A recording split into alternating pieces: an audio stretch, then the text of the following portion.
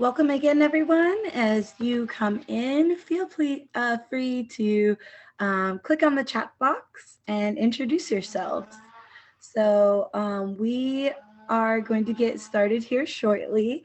I see a lot of people who attended previous webinars, so welcome back. As you may know, this is an opportunity for community discussion. We knew today's topic would be one of great interest, so it will be being recorded and posted to the Unity website. That way other advisors may be able to come back and click on these recordings and share with their communities. So welcome to the webinar. Today's topic is how to host virtual events for Native youth. So while we're all coming in, please feel free to introduce yourself, put your name, your tribe, and what Native youth group you work with. So we see Alyssa with Pueblo of Isleta and the Proud Indigenous Youth Leaders Program. Welcome, Alyssa. We also have representation from Ute Mountain Reservation with the Young Mountain Bears Youth Council. Welcome as well. We have a Seattle-based nonprofit. We're so grateful to have each and every one of you here as youth coordinators or just people who advocate for Native youth. So today we're not going to be going over a step-by-step program, but what we do have are different youth leaders who actually have hosted virtual events themselves. And we imagine that many of you have done so as well, especially in this unprecedented time where we have a pandemic going on and people are self-isolating. So this has become the new norm. We wanted to host a community discussion that really made sure that our advisors were learning from each other and sharing some of the lessons learned when you've been able to host some virtual events. So to get off on the right foot, I will go ahead and introduce myself. For those of you who don't know me, Istango Sonali Osada and Magali Aklavaha Bandi Yamasi Simos. So I am of the Blackwater people of Aklavaha, and I am Yamasi of Florida. And we are a small tribe who are still working on our recognition. But I attended Arizona State University, an American Indian Studies major, and have the amazing privilege to work as a project manager of the Healing Indigenous Lives Initiative with United National Indian Tribal Youth. So I would also like to take this time to welcome everybody once again. I see we have Cherokee Nation in the house, and then also Nicole from Winslow Residential Youth Council. Awesome. We're so glad and happy that you've joined our discussion today. Again, we will be sharing information, but what we really want to hear is discussion amongst advisors, like what challenges have you been facing, and then also what are some tips and tricks you've picked up along the way. So without any further ado, I'd like to introduce Santanna. I had the privilege of meeting her through our OJJDP network, and she is a proud peer guide and oversees the Healing to Wellness Court youth group in Powake. So Santanna, please introduce yourself. Thank you for that lovely introduction, Lauren Ashley. It's really great to be here, everyone. Thank you so much for coming and joining us. Again, my name is Santanna Bartholomew. I'm from Santa Fe, New Mexico, and I live on the Pueblo of Powake. I'm a tribal member here. We are just a little small Tewa Pueblo, but we're a pretty tight-knit community, and yeah, I feel so lucky to have so many resources, even though we're kind of like a little rural community.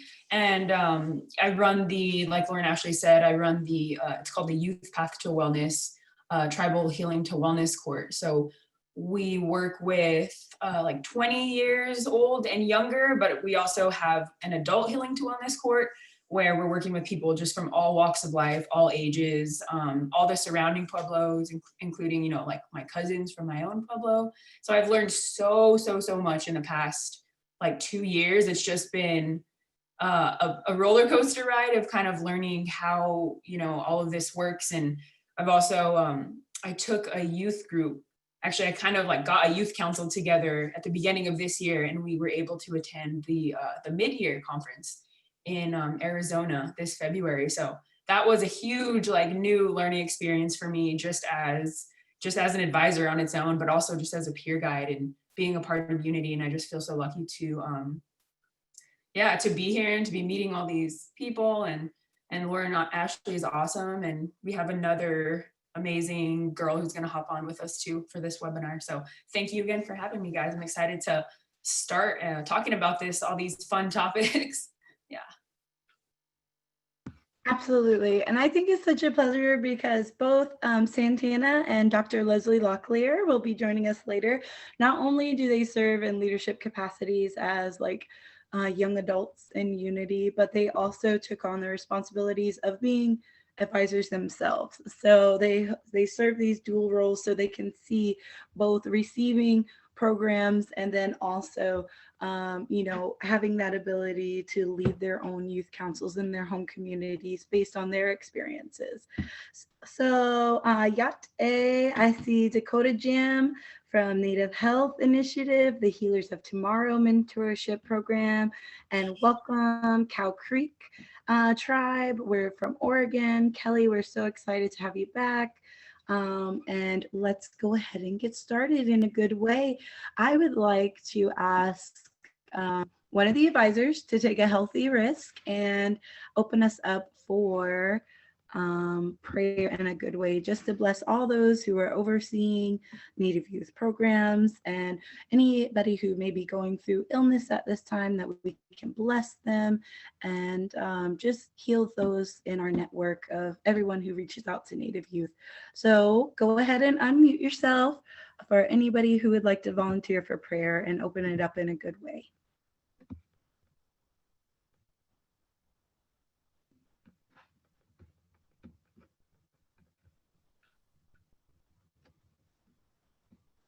Joseph Davis, would you like to volunteer for a prayer or some good words for us? I would love to. Thank you.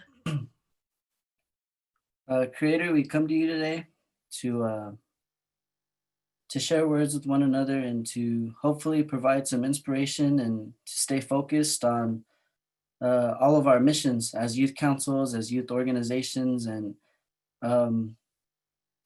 we pray that you help guide us to help succeed on behalf of the youth and on behalf of everybody in our communities. And we also ask that you watch over those who may be struggling in any way whatsoever during this pandemic. And we pray for strength. We pray for guidance on behalf of everyone in our communities. And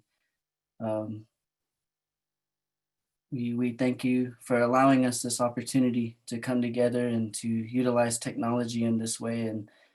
And just bless everyone on this call and let it heal every single one of us if that's needed, and allow us to be productive in this way and to take all of these teachings and hopefully improve the lives of the youth. Sapo. Thank you.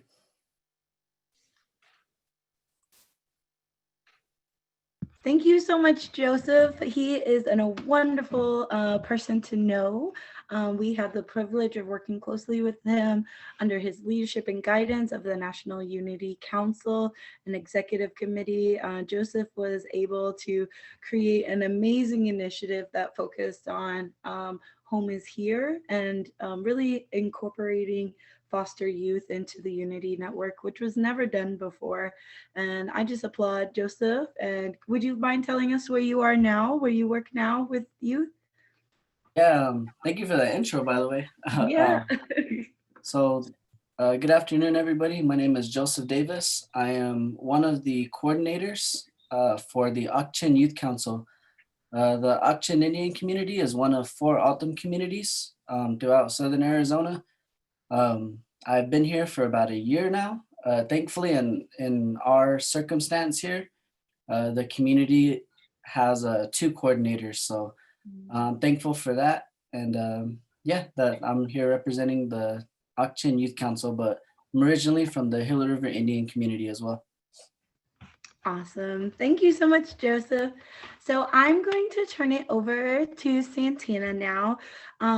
We are going to go through 3 different phases today. Santanna will help really walk us through the pre-planning. Like, where do we start when we are thinking about hosting virtual events? And then we'll go on to implementation. And then by then, Leslie Locklear, she will jump on the call and really go over some tips and tricks that she's learned through her virtual events that she's hosted so far. So Santanna, would you like to tell us a little bit about what virtual events you've been able to do in your community?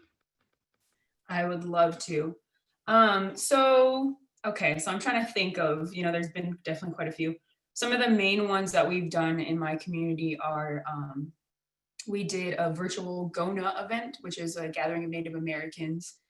And so, well, we've also done a recovery event, because we usually have like a yearly recovery event that it's like kind of statewide, but we also do like a pretty big one in our own community every year. So it was kind of hard to not be able to have that in person this year, because it's a really, big event. Like all families come, we get like free food, we get entertainment, we have like all the resources coming, and like all the booths, and we have our hoop dancers, and we have like local bands. And so it was like, well, how do we make this into a virtual event? And so it's kind of like all the ways you would think. It's like, I'd say the first thing when trying to plan an event is, to ask for help. I mean, the first thing is to really like look at what are your resources, who in your community can you go to and will be in full support of what you're trying to do. So starting from what is your topic, what are you trying to get across to whoever your audience is, the youth or fellow like advisors, or who, and I'm guessing it's going to be your youth, but like, who can you work with and partner with in your community to have a common goal with and to brainstorm with, and just start there. Start by just having an initial conversation, because I think those brainstorming sessions with our partners are, a lot of things. Like you may find out that you can do something that you didn't know maybe you were able to do by yourself, and you're like, okay, well, they have this resource. So like, I'll give you an example. We have, like I said, I come from a small community, but we have like a good little economy. We own a few businesses. So we have like the Buffalo Thunder Resort and Casino, and they're masters at marketing. So it's like they have resources that I just wouldn't even ever think of. And so they can just even put up a banner for us on the side of the highway. And that doesn't mean that I know that's like a big thing, everyone on the highway is going to see it. So you can think of little ways, like another way that we marketed just locally to youth, specifically youth and elders, was we had these little, we call them little craft kits, because during our virtual event, we were going to have a little like craft that they could be more interactive with. They could put together these little medicine pouches. And so we actually were able, through a grant, thankfully, to just go on. And it wasn't that expensive. I think we spent under $300. You could, and if you have, these craft kits are really, cheap too. So if you only have a few people or a small group of kids, you could probably spend under $50 and get a good amount, just depending on if you're finding the deals. Like you could get these little craft kits or, whatever. So we put them into these little boxes or little bags, and then we stapled it to a flyer for the event, all the Zoom information, everything they needed to know. And we just went house to house, with our gloves, our masks, house to house, just left it on the porch, did a little doorbell ring or a little knock. Sometimes someone would open it, like we were already walking away. Sometimes someone would open the door and be like, oh, what's this? And we would just give them a little shout from like across the yard, like, it's our virtual event, you're welcome. There's your craft kit, like feel free to join us. So that we gave the people an option, even the people who didn't necessarily sign up to be part of the event, we gave them an option to join, even like the day of. We were just trying to get it out there. So because we know it's really hard to get youth on these webinars and these Zoom meetings, because especially if you're doing like younger youth, like 13 or 14, like there really needs to be an incentive, which brings me to my next tactic, or my next point is in any way, like any incentives that you can think of, you know what I'm saying? Little prize drawings,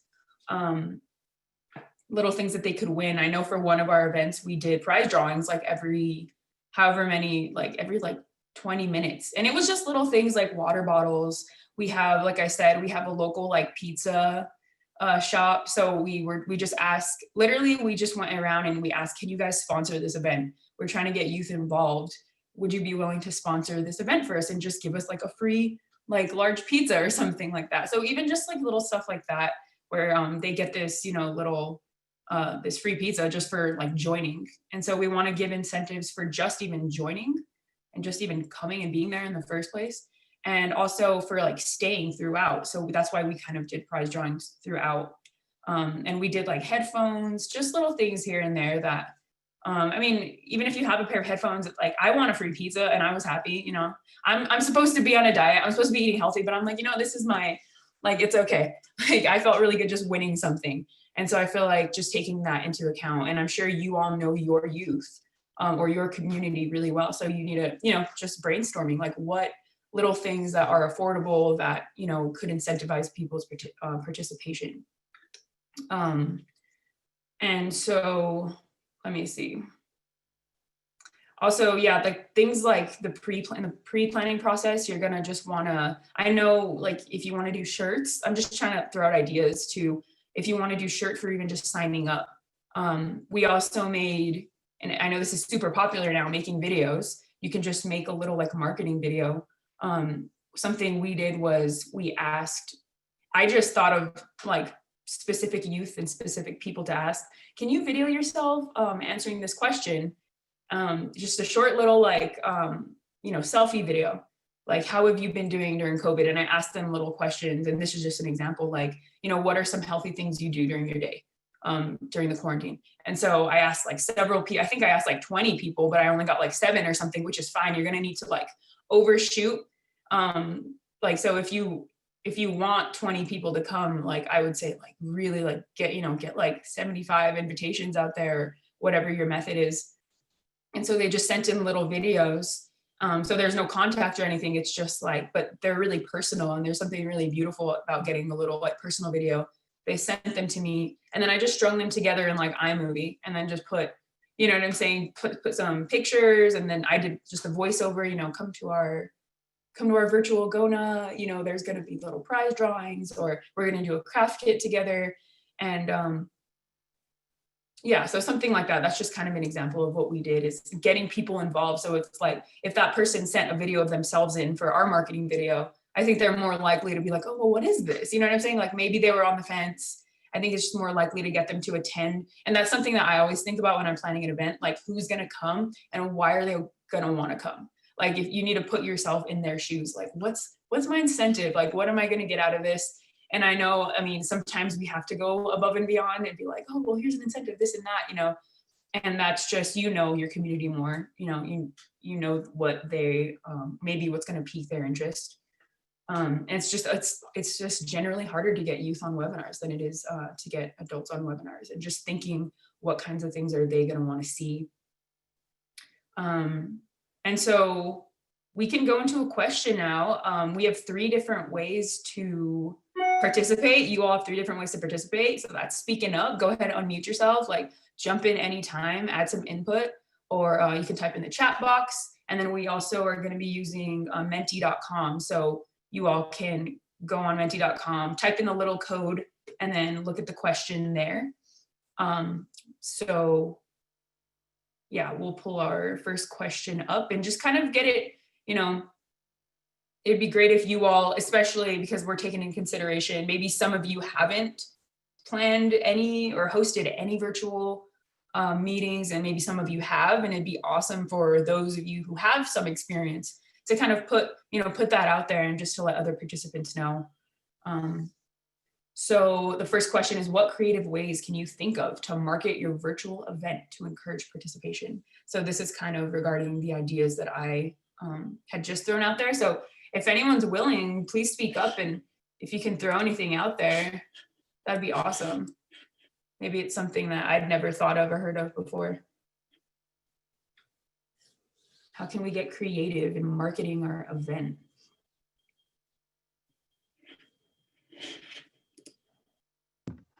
We have Angela in the chat, and she said on the community's Facebook page. We also have Gina.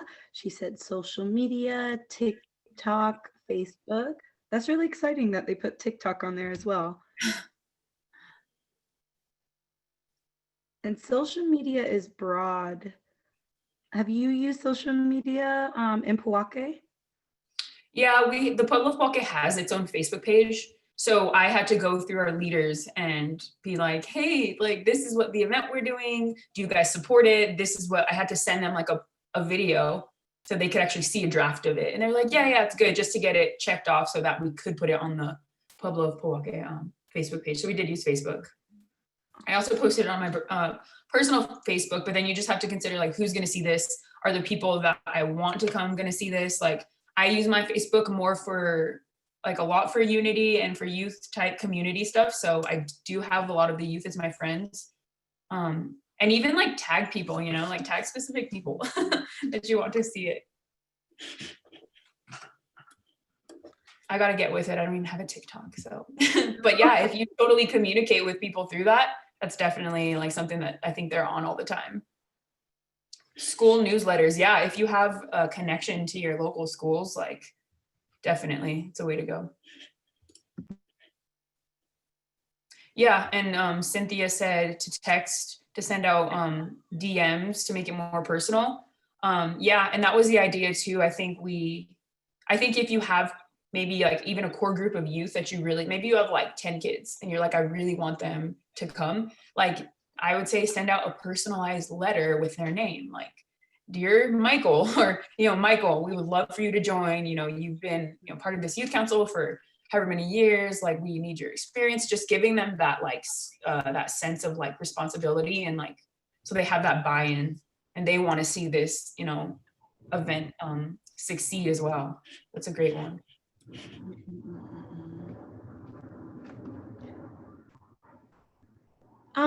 I'm really interested in learning a little bit more about, it says using a point system to attend events and win a bigger prize. Could whoever wrote that tell us a little bit more about that? That's a really good, you know, incentive. We talked a little bit about that.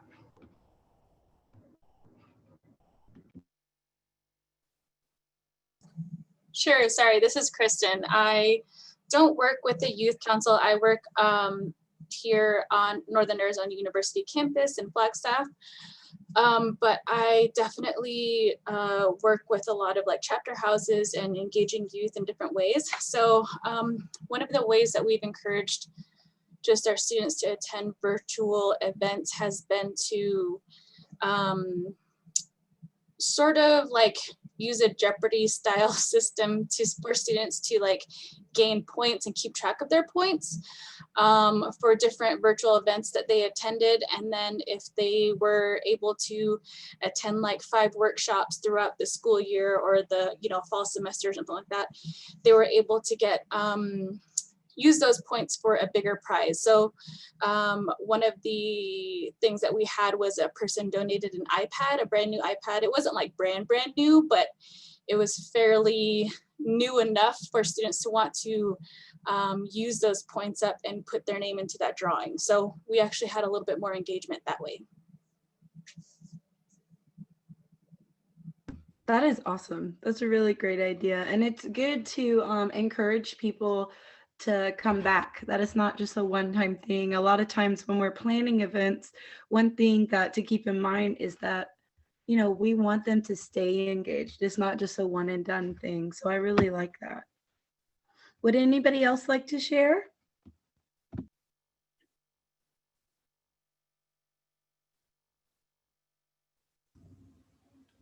Hi, Lauren. It's Nicole.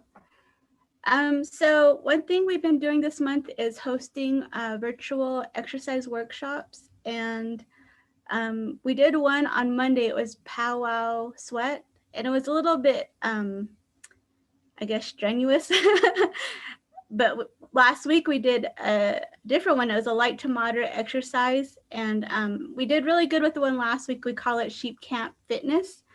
And so we did it again last night and we had more attendees. And what was really neat is that the youth were participating with their parents and their families. So that family engagement, I think, and the support really brought on more attendees last night.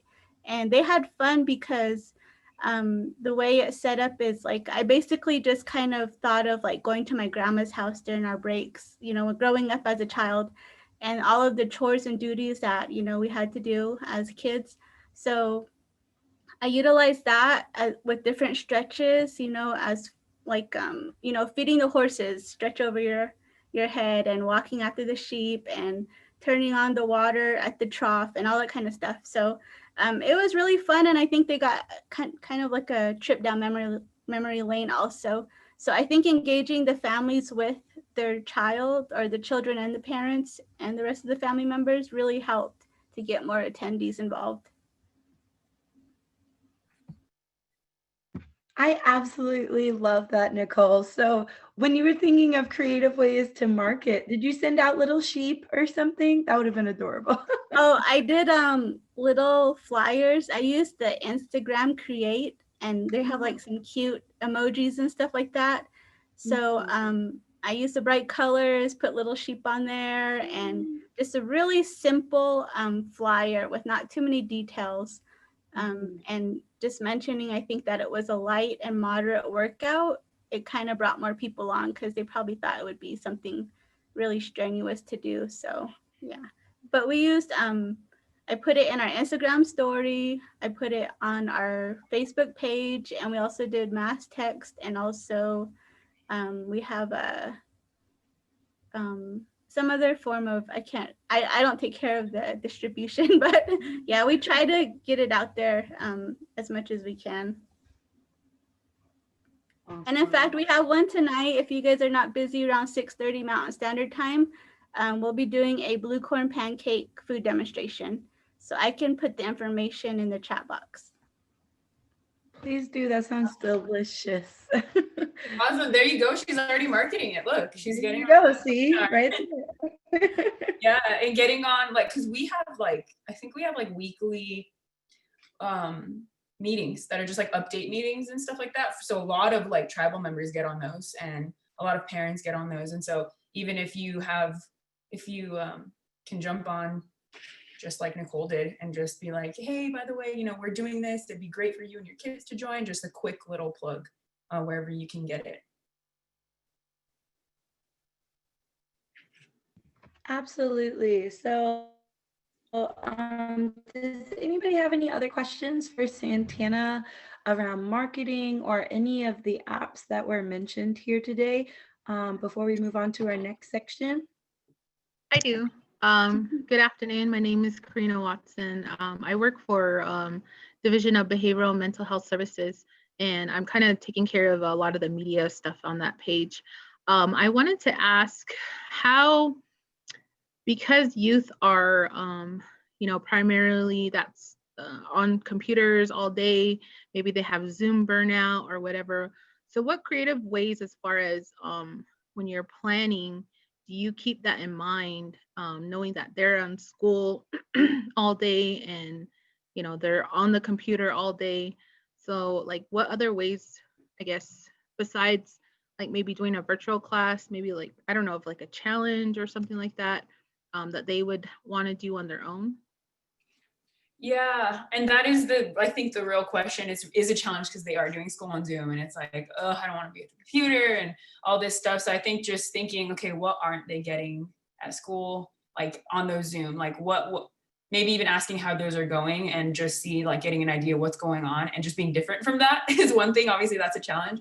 One thing we thought of was buying a bunch of disposable cameras and giving them like a prompt, and just being like, you know, whatever that is to you. I mean, it could be COVID related, like how are you staying creative, how are you staying active, whatever. I mean, that's just an example, but whatever you would want them to go out and take pictures of, and just because they do have, I feel like there's like some sort of novelty to a disposable camera, because they do, like, we have phones and we're always taking digital pictures, we're used to that. But like they never lived in that era where it's like all we had was disposable cameras, you know what I'm saying? That's all we could afford. So we haven't done it yet, but I think just gaining interest, that's the hardest part. But just giving them, like, I would go door to door, like I said, and just give them the prompts, or do a text or do a social media announcement. Hey, we're going to be doing this project. You're going to be able to show us your life through these images. Like, do some sort of maybe drop off if you're willing to, or whoever's willing to do a drop off. You can go develop it, develop their camera for them, or they can do that, whatever is easiest and safest. So that's something that we're coming up with, but just getting them, like, I agree, getting them kind of out of that digital realm and trying to get them into those, like, I don't know, doing something with those photos. We are still doing like small groups. We, like, our Pueblo isn't, but we do have a Pueblo. They're doing digital storytelling, like workshops. And we're looking into doing that as well. We're partnering with this organization. And so it would just be, and everything, and like I said, if it's an option, to have masks and to be social distancing, to still be doing a workshop with just a small number of youth, if they're interested in doing digital storytelling. That way they have the skills to do that, you know what I'm saying, on their own, and they can go out and do that on their own. Even within their own house, they can be telling a story, or they can be interviewing their parents, or they're doing, over phone calls with the elders, or whatever that looks like. But it's like, it's a challenge. It's a real challenge. So I don't really have like an answer like, oh, this is going to fix it. But I think just trying to be creative, this definitely forces, I think, us as the youth council advisors to be super creative. It's really challenging, but yeah, good luck with that. Yes, and she wrote in the chat that she was being pulled away to another meeting, but she's really excited to come back and watch. And I love the idea. We've heard time and time again, this is our, I believe, like week 6 in these advisor sessions. And I would say that is something that everybody is trying to avoid, is that zoomed out. But a lot of people have talked about tangible items, even if it's snail mail, something that they can hold or see and touch to help bring them back and ground them. Seems to be really a good part. And that can be in marketing, you know what I mean? Our budgets, we could print something. It doesn't have to be crazy elaborate or expensive, but even something that's signed, I just think it really helps ground them and remember that, like, oh, Santanna's thinking of me, since everything is like digital right now. Mm-hmm. So yeah. One more question for you. And it came through here in a chat. You mentioned talking about that you guys had a recovery meeting, and how has that shifted, being planning virtual meetings and talking about deep topics like mental health? Is there any tips or tricks that you could share with that? Yeah, that's a challenge, because it's not the same as face-to-face, so it's going to be harder to be open and vulnerable. When we have events like that that are talking about trauma and mental health, we're so lucky, we always have a mental health counselor on the Zoom meeting. And so what the mental health counselor will do is they'll send a message, or like in the chat, or they'll introduce themselves, but then they'll send a message in the chat like, hey, I'm here just in case, if you need to talk to me, just do a direct message to me. Because if you see in the chat, you can click, a specific person's name. And so they can just say, hey, like if someone really needed it, they could reach out to the mental health counselor and say, hey, this is my number, or I'm struggling with this. And so they do have just that resource if they do want to go deeper, if the topic is opening up something for them and they just can't handle it. Other than that, we have like people scheduled to talk. We have like scheduled speakers who are willing to open up, and they already know what they're getting into. Like they're opening up, they're telling their personal story. They know what they're getting into, and maybe they've done it before, so they have a little bit of experience. But that's our biggest thing, is just to have a mental health counselor and have that option there. And also just kind of like how we did a little bit of housekeeping when you're opening up and you're talking about these difficult things, just making sure that everyone is on the same page and everyone knows, okay, this is a safe space. So we're all here to be, supportive of each other.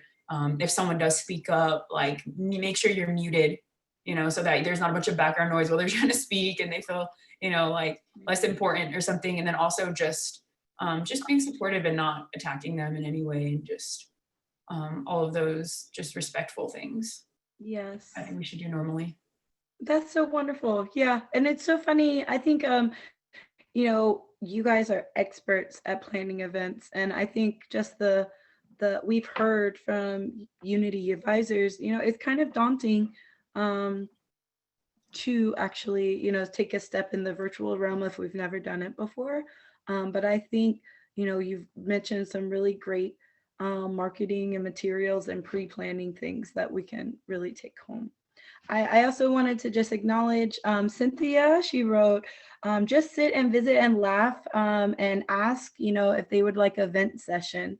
Very much needed, especially if they're in isolation with the same people all the time, venting and smudge before you ask them, and then ask them to light it smudge at home. How amazing is it that we're able to where I've seen that during sessions, you have your medicines here and even a virtual smudge.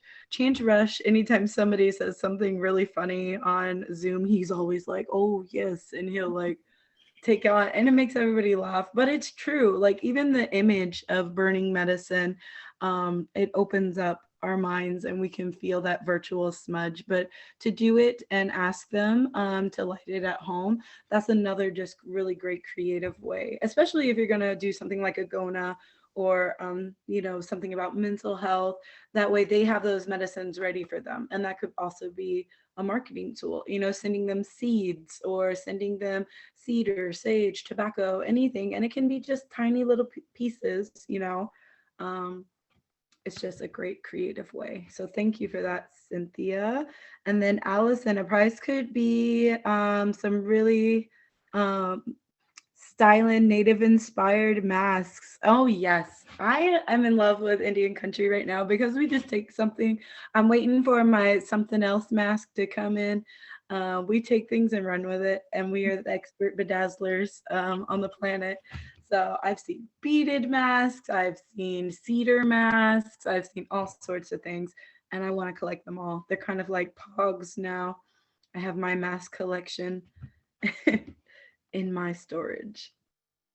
So without any further ado, we're gonna move on to the next section. I see Carrie Hood. I super love you, Carrie. Climbing the ladder to success. We're so grateful to have you guys here. We're gonna move on to the next section of the day of best practices of, okay, my event is today. So from experience, Leticia Gonzales was unable to meet with us today, but from experience, I have learned that there's a couple of basic things that I think everyone should do. Number one is no matter what platform you're using, if it's GoToWebinar, Google Meets is free. There's free versions of a lot of these virtual meetings because they're all about wanting you to, try our product and then subscribe. But I also just want to encourage everyone, if you have a tight budget, it's okay to just use the whatever works, right? You don't have to go out and spend hundreds of dollars. I just encourage you to, there's free applications out there, and even Unity, our national works, national network, we're using one of the bottom tiers because we want to devote most of that funding back into the youth themselves, right? So I would encourage you to try it out. And even if you have coworkers, before the day of the event, log on, create a practice. Even if you think it looks silly, it's okay. Just have one more person practice how it's going to look, how is your camera, how is the sound. I always encourage, if it has a recording option, I record everything. In this digital age, you are going to have people come back at you and say, hey, I missed it. Can you send me the link? I'd like to watch it. Those things, those little things like forgetting to push record before an event, it makes a big difference. And then you can also go back to your funders later and say, yes, we only had 26 people attend in person, but we had 87 register, and a link of that recording was sent out to 87 people. So you can report back on numbers of how many people watched that. And then also if it's recorded, you can upload it to YouTube for free. And then from there, you can track the views on a great way to share it on multiple platforms. From there, you can take that recording on YouTube and put it to your website. You can send it back to your funders as an example, like, thank you for your continued support. We are continuing to try to reach out virtually to our community in these ways. And then you can always invite them for a follow-up. So I would always say record your event. I would always say practice ahead of time. And then I would always welcome to have more than one speaker. Good God knows I could sit here and talk to you for hours and hours and hours and hours and hours till my phone died, right? Till my laptop drained. But I think when you're talking with Native youth, you really want to be engaging, and you want to switch it up. People want to hear different points of views, and they want the ability to speak. So if you are planning an event for 1 whole hour, I would suggest that you honestly only fill about 20 minutes of that hour and leave the rest of the time up to your attendees to be able to speak and to engage with them. So, for example, we also use Menti. If this is your first time using Menti, it is also free. It's www.menti.com. And the great thing about this is youth can pull it up on their phones. There's a text option. So a lot of people love their phones. I love my phone. Everybody loves their phone, right? So they can sit here and click on different options and get feedback, because our youth are the same. If you have a shy girl in your group, she's not going to suddenly change because she's on a laptop, right? So some people are more comfortable with using the chat or typing in their answers than they would be to unmute themselves. I also want to just bring up something very personal. Not everyone lives in a spot that is conducive with showing the world, right?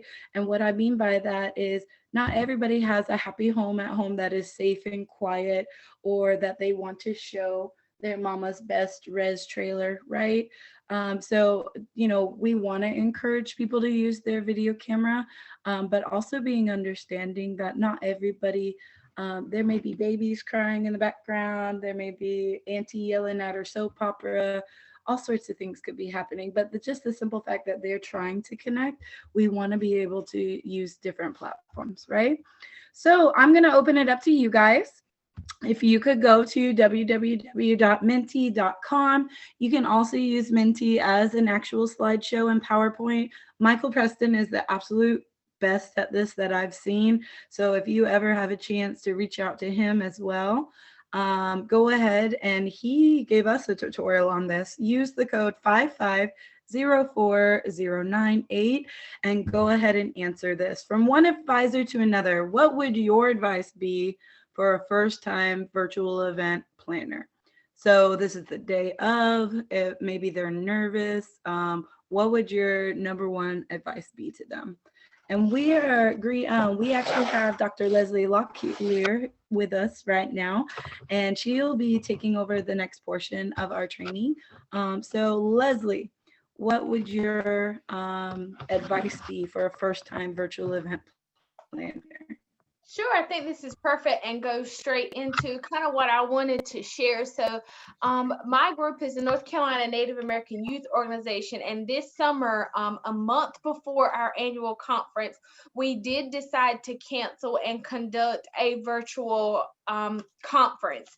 And I don't know about you, but deciding a month before to plan a whole virtual conference, I'm just going to be very honest, probably not the best idea. Probably should have delayed our date a little bit, but our youth were very adamant that even if the in-person event was canceled, they wanted something. So I will say that my advice was to be, and this goes straight into what I wanted to talk about.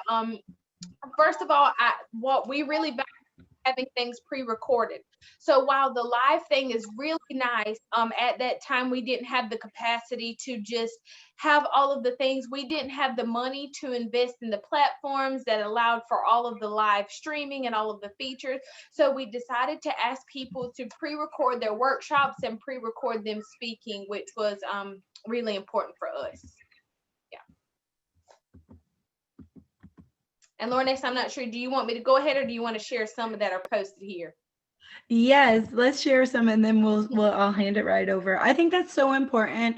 And yes, it does take a little bit longer, but I just want to reiterate that I agree 100%. I much rather have all the recordings in ahead of time, and then you can think about it just like a regular virtual conference. Now I'm handing it off to, so and so, and then you just push play and it brings it up, and it runs a lot smoother. So and another thing is you can see it ahead of time, right? So let's read some of the other advice that our advisors in giving. Post reminders the day of the event. Yes, you all received an amazing email and it wasn't automatic. I went through and clicked each of your names, reminding them that, hey, it's today. You said you wanted to come. Awesome. If possible, use an Ethernet cable to connect your laptop to the router. Wi-Fi can be spotty. Yes, 100% yes. I know some computers, it may be harder than others, and you want to check those adapters and make sure that your Ethernet cord is running ahead of time. Make sure everything about your platform is working properly. Log on early. Get familiar with the platform you are using. Yes, 100%. Even all those little features. If you're asking somebody to write in the chat box, you may need to say at the bottom center of your, icon, you'll see a thing that's clicks chat. Or if you're doing events and you ask people, okay, raise your hands, make sure that they know you go over to the participants and there's a raise the hand button. Not everybody will be on the same page, but you want to make sure it's done. Rehearsal beforehand. Yes, I personally would encourage 2 rehearsals. One, making sure all of your presenters know the order, and then beforehand, actually practicing what they're going to say, because sometimes not everybody, not everybody does it the same, but it goes smoothly once you practice. Do an icebreaker, follow your agenda, keep a set time. It's a great way to keep the normalcy in their life, and they love interaction, even if it's online. They open up if we do an activity that moves into the event. Absolutely, 100%. I can't, there's another one about interactive games, scavenger hunts. Go find something in your house, music makers, something the same color. You can pick, find something red in your house, go. I've even seen Robert Johnson does Pictionary on Zoom, and I'm in love with it. I literally told our boss, I said, we should just skip the staff meeting and play Pictionary sometime. We didn't do that, but we icebreakers are the best. Have someone else work your slides so that you can concentrate on the presentation. 100%. We at Unity have 2 staff on every webinar, and 1 person works the chat box and 1 person just focuses on presenting. We had a crazy Unity Zoom bomber who came in and was posting inappropriate like nudes and stuff in our chat boxes. I never thought I would be experiencing a Zoom bomber, but it happens and you hear about it on the news. Just be prepared. I had to frantically try to find the setting to try to like kick somebody out. So just knowing these things happen, I'm going to hand it over to Leslie. We do, and she can give you a little bit more information on lessons learned through her virtual conference. So Leslie? Sure. So, like I said, we did host a virtual conference this summer. And I will say, I share lessons learned as things that as we move forward, I am working with another group in North Carolina to plan their virtual conference. And these are all things that I will not do because we learned after the fact that they were things that did not go well. But the first thing that I will say went well is we did focus a lot on pre-recording our videos and our workshops. And the number one reason we did that is because of accessibility. We wanted to make sure that they were accessible to use even after the fact. So I did have to start a YouTube page, upload all of those YouTube videos.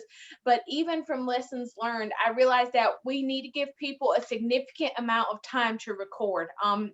I'm not that person that can record a workshop in a week.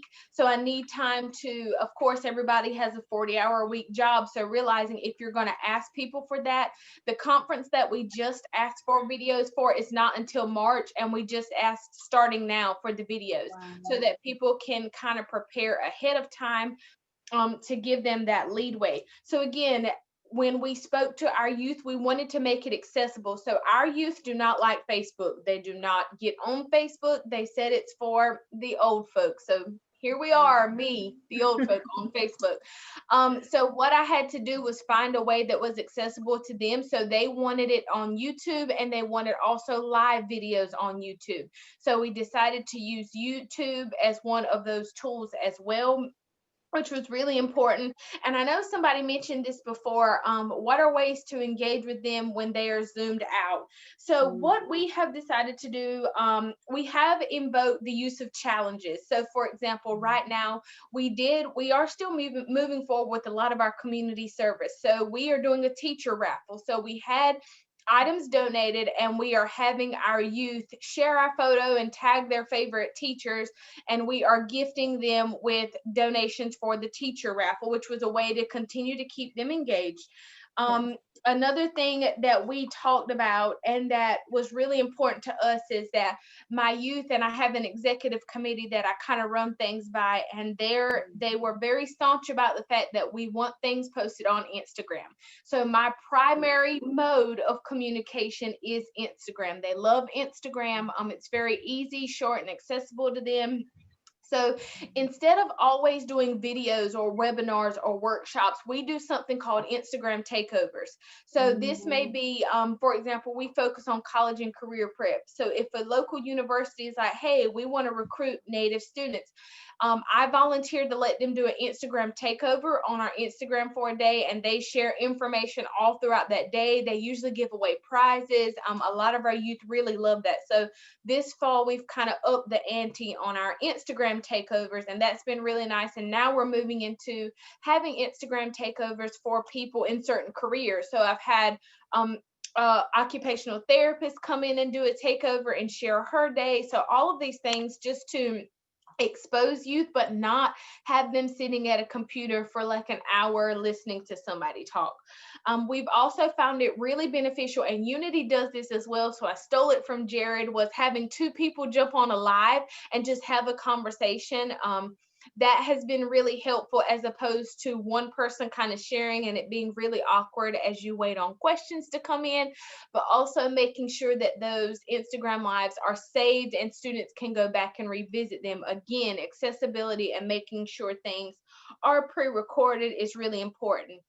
And the one thing that I really did learn about the virtual conference aspect was communicating ahead of time. We really waited kind of late to send out our agenda, again because I waited really late to ask for the videos, which means I did not get links until kind of late. So I could not develop the agenda until kind of late. So realizing that I needed to back my timeline up significantly if I wanted to send that information out. I also was not very clear with my youth about how the conference was going to work. Like, you're going to get an agenda and these are the links and everything is timed and it goes live at a certain time. So we had a lot of confusion around that. So those are just some of the things that we learned. Moving forward, one thing that we are going to work on, our students love breakout rooms, and they love breakout rooms without adults in them. So we are going to start using our breakout rooms to allow our youth to have that opportunity to speak to each other, to have that conversation, and it will be moderated by I have a 4-team executive committee. So we are excited about moving towards using that. And I know a lot of you are probably like, oh, youth alone together in a virtual setting where I can't moderate. But what we do as an organization, we have facilitated and spent a lot of time training our youth trainers so that they know the expectations, what is acceptable, that it is recorded, somebody will see it. So understanding that there are these situations, but this is something we have clan meetings even at our annual conference without adults. So knowing that they have that space to develop that leadership has been really important for us. And the other thing that I want to encourage you to do is I have given myself grace when it comes to the virtual world. So what that means is I have turned over the Instagram password to my youth historian, and she is in charge, because I was overwhelmed with social media, but they love it. They can post all day, they can share all day. She just requests the pictures and videos from me and the information, and she is like a beautiful social media unicorn that can do all of the things. So I want to encourage you to allow them to build the skills that they naturally as a generation already foster. Another prime example is that I have a meeting on Saturday. Unfortunately, I have to volunteer. My youth did not want the meeting canceled, so the only option was you have to fully run the virtual meeting, and they were so excited about that opportunity. So we found another adult who was willing to jump on and co-lead with them, but they've developed everything. And last night, like Lauren Ashley said, we had a run through, how do you log on? How do you use a breakout room? Who is going to speak, things like that. So we do still have our monthly meetings as a youth group via Zoom, but it's really nice to just say, hey, you got this, because they are competent, beautiful young leaders that have done so much better at some of these things than I have. So I just want to encourage you, if you're feeling overwhelmed with the virtual aspect of it, your youth have this. They got this down. They know how to use this. So use their expertise and build on it. It's so nice when I say, hey, can you go live and share that we're having a meeting on Saturday? Oh yeah, no problem. And they can just hop on and do it. So that's been really nice to kind of just share that with them. But those were some of the big kind of lessons learned when it came to what we're working towards. And the last thing that I want to say is our youth prefer short, sweet, and to the point. So I refuse to allow a 45-minute General Assembly speaker to share a 45-minute recorded video. You got, baby, we got 15 minutes and we got to get it across. We got 15, 20 minutes, and that's what we are looking at, because our youth are used to information in bite-sized pieces. On Instagram, you got about 60 seconds. So we're really looking to condense that information that we share out, and that's been critically important. Because even look at our data and analysis, we see that those shorter videos get more likes, get more views, get more comments, and get more engagement, as opposed to our longer videos. Yep. Absolutely. Thank you so much. We have one more question that we'd like to get your feedback on. Tammy, if you can pull that up. I just am in awe at what you've been able to accomplish. The fact that you were able to pull off a whole virtual conference in a month is unheard of. So bless your heart and bless everything you put your hand to, because that's a lot. So does anybody in the audience have any questions? We have one more. We want to hear from you. We want to hear from the advisors on the line. What are your concerns when planning an event virtually?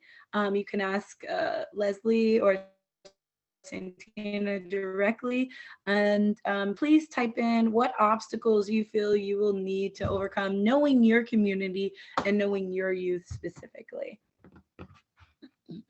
So Santanna, if Leslie was going to ask you this question, what would you say? Let me get off mute. Let's see, what are my concerns? I think, and I even voiced this when I, at the beginning, it's just that engagement. And I think it's just everything Leslie just covered. It's just getting creative with, and also knowing, I mean, she mentioned that like, they think, Facebook is like, no, that's not for us. Like, we're not going to get on that. And I've noticed that too, like there's not a lot of engagement at all with the youth on Facebook. And that's the primary way that I feel like adults are using social media. So putting ourselves in their shoes, what are they using? I know someone put like TikTok, and then she said like Instagram. And I think just, I don't know, getting creative and finding out what is gonna get them to attend. And then also what's gonna keep them there. Because if we can get a kid, our youth to log on for like 5 seconds. And then if for those 5 seconds, it's not engaging and it's not what they want to see, then they're like, oh, I'm gonna go watch, TV, like bye. So like getting them there, keeping them there, getting creative with that. I think those are the things that are usually concern me. It's really hard. Like we're having a really hard time with engaging teenagers, like the 12 to you know, I mean, and then by the time they're like 17, 18, 19, they're just, you know, they're doing their own thing. They're little adults. They're like, you know, whatever they want. So those are my concerns is getting that age there, that sweet spot age, like 17, like 12 through 17, really difficult. And I will say we had a question or a concern about the little or no internet. We also deal with that in our community, and it was a huge concern about accessibility when it came to the presentation of our videos. And that is still something that we are dealing with. I know that some people have even went so far as to purchase hotspots and provide those. Unfortunately, it was not in our budget and not something that we could afford. Thankfully, some of our schools are filling that void, but not all of them. But one thing that I've had to do as an advisor is go old school. I really hate talking on the phone and I really hate calling people, but it has been email, I will say, does not work for my youth. By and large, it's not effective for me. But when it comes to either texting or literally calling people, that has been really effective. When it comes down to it, is making that extra step, because the email, even though they're typically using email for school, it was not useful for me. I also see one of the advisors say, I need to overcome my nervousness when presenting. I move around a lot. I'm on a bar stool at my kitchen counter and I'm sitting here, you know, I feel that's natural. To be perfectly honest, the more relaxed you are, you know, the more relaxed the youth are going to be. How do you overcome your nervousness, Dr. Leslie Locklear, who's been speaking in front of people her whole life? I think what I'm going to start doing, I feel like when I'm in this setting, I'm too comfortable and I'm used to the nervousness of being in front of eyes. So I actually want to start setting up my computer in a way that allows me to walk around and engage. I'm just worried about the sound, but that's one thing that I want to do, because I think this mode of even physically being doesn't allow me to truly feel the passion about the topic that I'm sharing. So I kind of want to get away from that. Another thing that I do when I share, if I have a presentation, I turn my video off. It takes some of the pressure off of me and you can just look at my presentation. You can just hear my voice. Because what I'm doing right now is I'm staring at myself. I don't know if you all do this, but I'm literally only looking at myself and it is so awkward. But I try to think of ways to take the pressure off. And one way that I found is a lot of times I just turn the video of me off if I'm sharing my screen. Mm-hmm. Yeah, that's a good idea. I was going to say, even before this whole virtual world came in, like anytime I'd have to stand up in front of a bunch of people and do a presentation, I always had a PowerPoint, like always, even if it's just going to show a logo, because it just gives people something to look at, like other than you. And that was like, and then also the other thing is just plain old experience, just do it, like getting yourself out there and just making yourself speak more.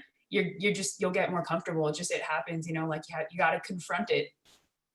So even if you commit, like, okay, I'm going to do like every single week, a webinar every single week for an hour for 4 weeks, like after the end of that 4 weeks, you'll have learned something. Even if you mess up, you'll learn from those mistakes. And that's how you get some experience. Absolutely. And I also see Carrie Brown, collaborate with other agencies. If I cannot afford the items that are not covered in my budget, others may want to cover that for us, and also be a presenter. Anytime, I'm just going to say it, we deal with Native youth and people want to speak to Native youth. So that is such a great tip, Carrie Brown. You have an amazing I will say, Lauren, Ashley, that has worked for us as well. So when all of my summer conference camps got moved to fall virtual camps, what we did is, if I was presenting, so for example, I just wrote a children's book. So if I was speaking, those that I partnered with would actually purchase my book and mail it to the youth, which was, my book is a children's book for elementary, but it was amazing to see how excited the high schoolers were. They were like, I got your book in the mail and I'm so excited to read it to my brothers and sisters. But they made that partnership to say, hey, at least you're going to get something in the mail. It wasn't an incentive that they told them about ahead of time, but it was such a nice surprise just to kind of get a small gift. Absolutely. I really appreciate everything that everyone has shared here. I hope that you go away today feeling empowered, knowing that you have all of these Native youth who are on your side, and then also knowing, advisors are scrambling all around the world to make it work for our people and for our communities. And I just really applaud you all for taking that on. We adapt and we're some of the most creative people I know in the world. And I just, applaud your resiliency to like, I'm going to, old dogs can you learn new tricks, not calling us old or anything, just saying. You've been able to get all these skills, and we are asking if you could please take the time, look in your chat, and click on the Unity evaluation, our webinar evaluations, and you could earn a $25 gift card. We're practicing what we can preach about incentives. We have t-shirt door prize drawings if you complete the evaluation, and just give us a hint. We've heard that these weekly webinars are working and are helping you, encourage you. If you know of any guest speakers that you'd like to hear from, please drop that in the link as well. So before we go, I'd like, Leslie and Santanna, does anybody have any questions? We'll take a question before we sign off today. One more question from anybody, or just feedback in general? I have a question. So I work as a prevention specialist, but have you guys presented to schools before? And because we got a request for a school in the area, and their request is for mental health with youth, and then also I guess there's just like a real lack of motivation from the kids in school. So I just wanted to know maybe what some of your suggestions are. I still have yet to meet with the counselor. We do have a team though, like it's not just going to be myself. We have our traditional practitioners, we have our faith-based counselors, we have our counselors, and then, just our prevention team too. But I just wanted to know, have you guys presented like to a whole school before, and how has that worked? Have you presented in classroom settings? So that's my question. And I was going to say, yes, I've had the opportunity, and I actually just did one, which is why I was late to our call. And I have one today, right after this, and 4 tomorrow. But hey, happy American Indian Heritage Month. So it has been particularly busy time. I do share often with schools. I usually ask, my number one concern is, who is my audience? What is their concern? What are they speaking? What is it exactly is it they want to know? But the other thing that I love to share is the positive aspects of our culture, especially when it comes to schools. We know the stats. I know. So I always start with saying, I know how this data looks. I know what this data represents. So my spin when speaking to schools or anybody outside of my arena of my youth is always to share, but this is what we're good at. This is what we can do. This is what you can build on. This is how to communicate with us, because that has been really valuable for me. So today I actually spoke to higher ed representatives who are professors, and really talked about how can you engage with people that look like me, and what does that mean? And maybe they're not logging into your online class, but maybe this is why, let's talk about what they're living through right now. So really allowing them to explore and understand the positive aspects of our culture that our students bring. And maybe, is there an unknown barrier that maybe you're not seeing that is a part of the educational system? Are we talking about the lack of internet access? Are we talking about unstable home lives and the lack of support at home? Are we talking about a first-gen college student that doesn't have any support when it comes to college algebra? So maybe that's why they haven't turned in your assignment. So for me personally, that's what I've kind of focused on, is them looking not necessarily at the challenges they're having. How can we build on the strengths of our culture and community?